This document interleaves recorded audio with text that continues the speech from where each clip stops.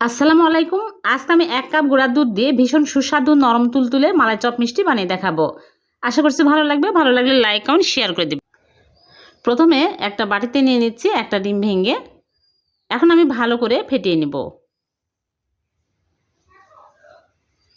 ফেটানো হয়ে গেলে এক সাইডে রেখে দিচ্ছি। আর এদিকে একটা বোলের মধ্যে নিয়ে নিচ্ছি গুঁড়া দুধ 1 কাপ। এখানে আমি ফুল ক্রিম গুঁড়া দুধ নিয়েছি।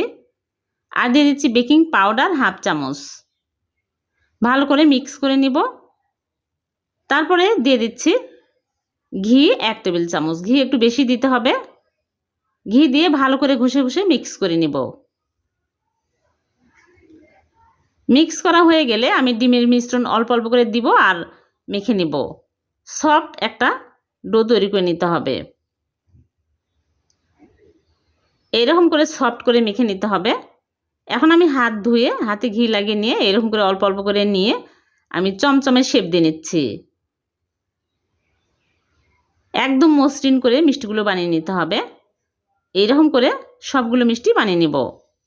বানানো হয়ে গেছে। এখন আমি এক সাইডে রেখে দিচ্ছি। আর এদিকে আগে থেকে 3 কাপ লিকুইড দুধ নিয়েছি। আর এর মধ্যে পানি দিয়ে দিচ্ছি 2 কাপ। পাতলা হলে মিষ্টি ভালোভাবে কুক হবে। তারপরে চিনি দিয়ে দিচ্ছি হাফ কাপ। চিনির পরিবর্তে কনডেন্স মিল্কও দিতে পারবেন। হাফ চামচ দিয়ে দিলাম এলাচের গুঁড়া। আস্ত এলাচ দিলেও হবে। এখন আমি ভালো করে বলক তুলে নেব। যখন ভালোভাবে একটা বলক চলে আসবে তখন এই মিষ্টিগুলো দিয়ে দিব। মিষ্টিগুলো দিয়ে হাই হিটে ঢেকে জাল করব 12 মিনিট। আমি ঢাকনা খুলে মিষ্টিগুলো আলতু করে নেড়েচেড়ে দিব। বেশি নাড়াচাড়া করা যাবে না, তাহলে মিষ্টিগুলো গলে যাবে। আবারও ঢেকে দিচ্ছি।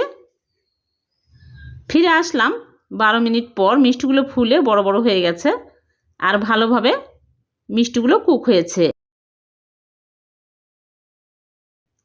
এখন আমি একটা মিষ্টি তুলে আপনাদেরকে দেখাচ্ছি কত সুন্দর হয়েছে। ফুলে একদম বড় হয়েছে আর ভিতরে কাঁচাও নেই শক্তও নেই, একদম ভালোভাবে কুক হয়েছে।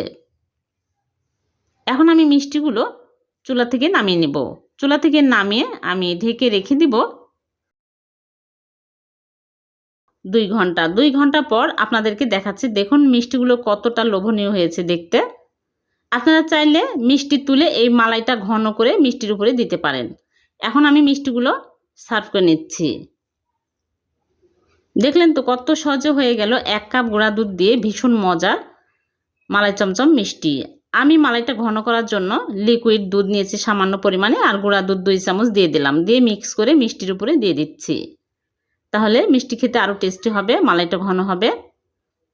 আর উপর দিয়ে বাদাম কুচি দিয়ে সাজিয়ে নিচ্ছি। আপনারা এই পদ্ধতিতে একবার হলেও বানিয়ে দেখবেন, অনেক টেস্টি হয় আর বানানো খুবই সহজ।